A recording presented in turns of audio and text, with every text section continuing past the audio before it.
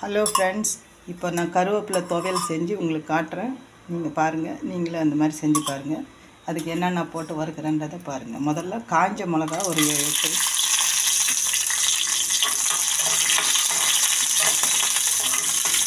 அதுலேயே ஒரு 2 ஸ்பூன் உளுத்தம்பருப்பு,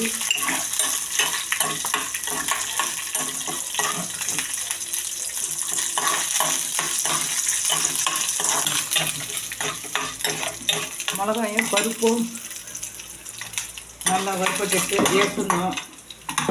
அதிலே கருவேப்பிலையும் போட்டு வதக்கிடுவேன். ஒரு 10 கருவேப்பிலையை நல்லா சுத்தம் பண்ணி அதில் போட்டு நல்லா வதக்கணும். இலை கலர் மாறின வரைக்கும், பச்சை கலர் கொஞ்சம் மாறின வரைக்கும் நல்லா எண்ணெயில் வதக்கி கொஞ்சமாக புளி உப்பு வச்சு மிக்சியில் அரைச்சி அதுக்கப்புறம் கிட்டனா நான் இது காட்டுறேன்.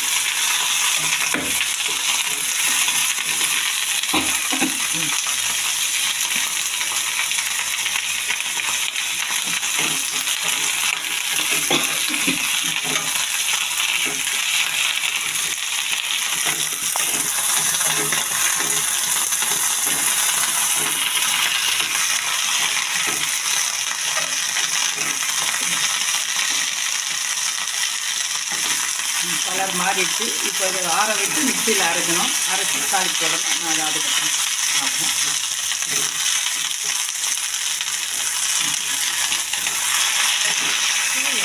புளியும் அதிலே போட்டு 2 வதக்கி எடுத்துக்கணும். ஊற வச்ச புளியை அதில் போட்டு இப்போ இது ஆற விட்டுட்டு தான் நம்ம அரைக்க முடியும். சூடாக மிக்சியில் போட முடியாது. அதை ஆற விட்டு அப்புறம் மிக்சியில் அரைச்சிக்கணும் அப்படின்னு சொல்லி.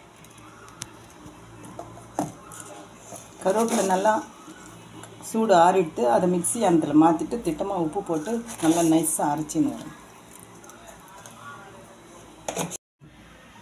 அரைச்ச துவையில போட்டு கிண்டணும். பாருங்கள், கொஞ்சமாக எண்ணெய் போட்டு கொஞ்சம் கடுகு, கொஞ்சம் உளுத்தம்பருப்பு,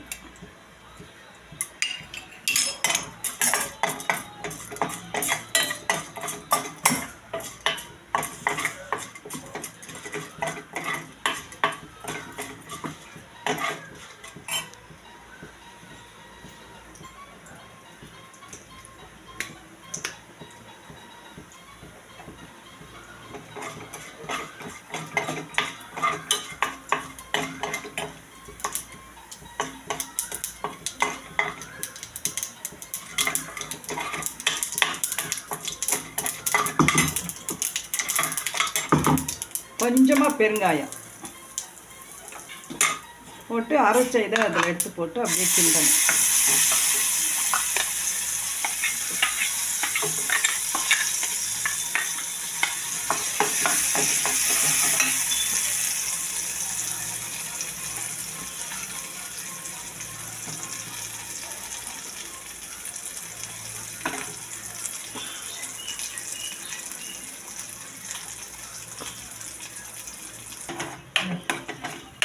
தண்ணி நல்லா வற்றி வர மாதிரி கொஞ்சம் சுண்டி வர மாதிரி எடுத்து வச்சிட்டிங்கன்னா ஒரு 4-5 நாளைக்கு நல்லாயிருக்கும் துவையல். இந்த கலர் மாதிரி நம்ம ஊற்றின எண்ணெய் மேலே வரும். அது வரைக்கும் ஒரு 5-10 நிமிஷத்துக்கு சிம்மில் வச்சு நல்லா கொஞ்சம் கெட்டியாகிற வரைக்கும் கிண்டி எடுத்து வச்சிடணும்.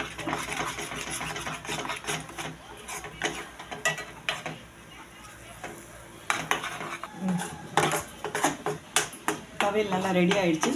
நல்லா நம்ம இது சுண்டி வந்துடுது. இப்போ எடுத்து வச்சுட்டு நம்ம ஆறுனப்புறம் ஒரு கிணத்துல மாற்றிட்டு சாதத்துக்கு கலந்து சாப்பிட்லாம். மோர் சாதத்துக்கு ஏதாவது இட்லி தோசைக்கு எதுக்கு தொட்டுக்கலாம். நல்லாயிருக்கும்.